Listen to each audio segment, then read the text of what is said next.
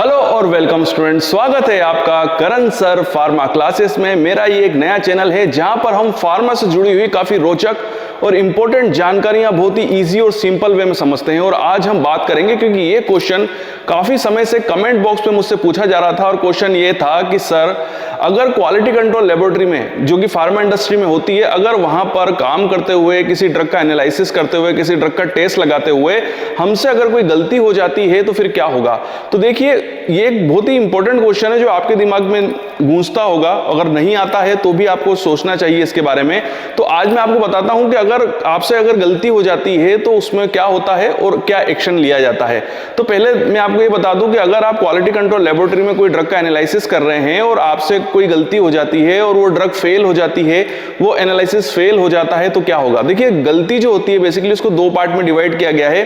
पहली गलती जो होती है, जैसे कि अगर आप कोई एनालिसिस परफॉर्म कर रहे हैं, ठीक है, और उस एनालिसिस में अगर वो रिजल्ट सही नहीं आ रहा है या वो फेल हो गया है, और वो किसकी वजह से हुआ है, वो हुआ है मशीन की वजह से। जी हाँ, जैसे आप HPLC पे एनालिसिस कर रहे थे, GC पे कर रहे थे, UV पे कर रहे थे, मतलब ये एक इंस्ट्रूमेंट्स है और इंस्ट्रूमेंट की वजह से, उसमें किसी तरीके की खराबी की वजह से, या हो सकता है कि लाइट चली जाए उस समय, या कोई भी प्रॉब्लम आ जाए इंस्ट्रूमेंट से रिलेटेड, सॉफ्टवेयर से रिलेटेड, और उसकी वजह से अगर कोई एनालिसिस फेल हो जाता है, कोई रिजल्ट हमारा सही नहीं आता है, जो हमको चाहिए था वैसा रिजल्ट हमको नहीं मिल पाता है, और उसका जवाबदारी या वो किसकी वजह से हुआ है, इंस्ट्रूमेंट की वजह से हुआ है, तो इस गलती को बोला जाता है इंसिडेंस। जी हाँ, इंसिडेंस बोला जाता है। और इसमें हमको ये करना पड़ता है कि अगर आपसे इंसिडेंस हो जाता है, कोई एनालिसिस फेल हो गया है जो कि किसी इंस्ट्रूमेंट की वजह से हुआ है, तो आपको आपके जो सीनियर पर्सन होते हैं, जैसे कि असिस्टेंट मैनेजर, उनको रिपोर्ट करना होता है। वो आपको एक फॉर्म देंगे, उस फॉर्म के अंदर आपको पूरी रीजन लिखना पड़ता है कि किस ड्रग का आप एनालिसिस कर रहे थे, किस वजह से ये एनालिसिस फेल हुआ, इंस्ट्रूमेंट नंबर, और साथ में उन ग्राफ को भी उस फॉर्म के साथ अटैच करके आपको QA डिपार्टमेंट में जमा करना होता है। तो इस पे आपके प्रति किसी भी टाइप का एक्शन नहीं लिया जाता है, क्योंकि यहां पर आपकी कोई भी गलती नहीं थी, गलती इंस्ट्रूमेंट की थी और उसकी वजह से एनालिसिस फेल हो गया। बट अगर किसी एनालिस्ट की वजह से, अब दूसरी गलती पे हम बात करते हैं और वो है एनालिस्ट की वजह से। अगर आपकी वजह से कोई एनालिसिस फेल हो जाता है, अब वो एनालिसिस आपकी वजह से कैसे फेल हो सकता है। मान लीजिए कोई एनालिसिस फेल हो गया और इंस्ट्रूमेंट बिल्कुल ओके था, उसमें कोई प्रॉब्लम नहीं थी, तो सीधी सी बात है वो गलती किसकी मानी जाएगी, एनालिस्ट की मानी जाएगी। एनालिस्ट ने क्या गलती करी, हो सकता है कि जो एनालिस्ट था उसने या तो फिर स्टैंडर्ड सही नहीं बनाया हो, टेस्ट सही नहीं बनाया हो, या जो उसको SOP दी गई थी उसको सही तरीके से उसने फॉलो नहीं किया हो। उसकी गलती की वजह से अगर कोई एनालिसिस फेल हो जाता है एनालिस्ट की वजह से, या हम कह सकते हैं कि ह्यूमन मिस्टेक की वजह से अगर कोई एनालिसिस फेल हो जाता है, तो उसे बोला जाता है डेविएशन। डेविएशन का मतलब है कि आपने SOP को डेविएट किया है, आपने SOP के हिसाब से काम नहीं किया है, और आपको जो ट्रेनिंग दी गई थी उस हिसाब से आपने काम नहीं किया है, आपने कुछ डेविएशन किया है, आप डेविएट हो गए हो अपनी ट्रेनिंग में। और अगर एक बार डेविएशन हो जाता है तो उसका पूरा का पूरा जवाबदारी जो होती है वो एनालिस्ट की होती है, और उसके एक्शन जो लिया जाएगा वो अब एनालिस्ट के प्रति लिया जाएगा। यहां पर एक चीज मैं बता दूं कि एक एनालिस्ट एक बार में 3 डेविएशन कर सकता है। ये मैंने देखा है कि 3 डेविएशन तक डिपार्टमेंट आपको टॉलरेट करेगा, बट अगर आप उससे ज्यादा डेविएशन करोगे तो आपके प्रति कोई एक्शन लिया जा सकता है, या तो आपको ट्रेनिंग पीरियड में भेज दिया जाएगा वापस से, या आपका डिपार्टमेंट भी चेंज किया जा सकता है। अब हमारे दिमाग में एक क्वेश्चन उठ रहा है कि सर, डेविएशन अगर हो जाता है तो उसके बाद क्या होता है। तो देखिए, डेविएशन अगर हो जाता है तो उसमें भी एक फॉर्म फिलअप करना पड़ता है, उसमें हमको रीजन लिखना पड़ता है कि इस वजह से ड्रग फेल हुई क्योंकि इसका रीजन डेविएशन था और एनालिस्ट की गलती से ये डेविएशन हुआ है। उसके बाद यहां पर लिया जाता है आउट ऑफ स्पेसिफिकेशन टेस्ट, जिसे हम OOS कहते हैं। आउट ऑफ स्पेसिफिकेशन टेस्ट में उसी ड्रग को 3 बार उसका एनालिसिस परफॉर्म किया जाता है। जैसे मान लीजिए आपने पैरासीटामोल का ऐसे लगाया और वो ऐसे फेल हो गया और उसका रीजन एनालिस्ट था, मतलब डेविएशन हो चुका है, तो अब हम उस पैरासीटामोल टेबलेट का आउट ऑफ स्पेसिफिकेशन टेस्ट लगाएंगे, जिसको OOS कहा जाता है। मतलब उस एनालिसिस को 3 बार परफॉर्म किया जाता है और तीनों बार ड्रग पास होनी चाहिए। अगर ड्रग तीनों बार पास हो जाती है तो इसका मतलब है कि वो out of specification test pass हो चुका है। तो अब देखिए, पहले जो ड्रग थी, मान लीजिए कि ड्रग जो थी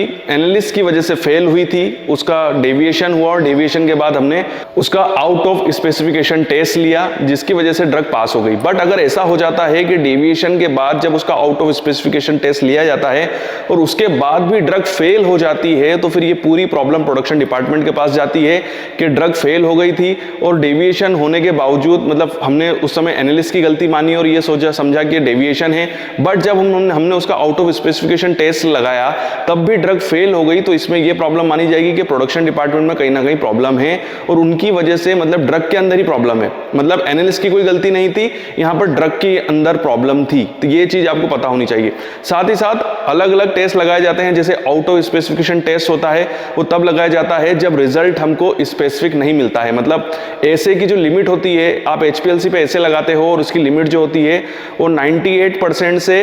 102% के बीच में होनी चाहिए। बट अगर इस लिमिट के आगे पीछे चला जाता है या आगे चला जाता है तो it is called out of specification. कई बार ऐसा भी होता है कि आउट ऑफ ट्रेंड टेस्ट भी हो लिया जाता है, मतलब आउट ऑफ स्पेसिफिकेशन टेस्ट एक अलग प्रोसीजर है, वहीं एक और होता है इट इज कॉल्ड OOT, जिसे आउट ऑफ ट्रेंड कहा जाता है। और आउट ऑफ ट्रेंड में ये होता है कि जब रिजल्ट जो है वो ऊट पटांग आने लग जाए, मतलब ड्रग की प्योरिटी 50%, 40%, 30%, इस तरीके से ड्रग की प्योरिटी आती है, मतलब यहाँ तो पूरी गलती प्रोडक्शन डिपार्टमेंट की होती है कि उन्हीं के द्वारा ड्रग इस तरीके से बनाई गई है, उसमें ग्रेन्युलेशन सही तरीके से नहीं किया गया है, या ड्रग का जो डिवीजन था वो सही तरीके से टेबलेट के अंदर नहीं हुआ है, जिसकी वजह से ड्रग QC के अंदर फेल हो रही है और उसके जो रिजल्ट आ रहे हैं वो आउट ऑफ ट्रेंड्स के हिसाब से आ रहे हैं, मतलब अलग ऊट पटांग रिजल्ट आ रहे हैं। कभी 40% प्योर हो जाती है, कभी 60%, कभी 70%, कभी कोई ड्रग पास हो जाती है, कभी कोई फेल हो जाती है, तो it is called out of trend. तो ये एक अलग तरह का प्रोसीजर होता है। और कई बार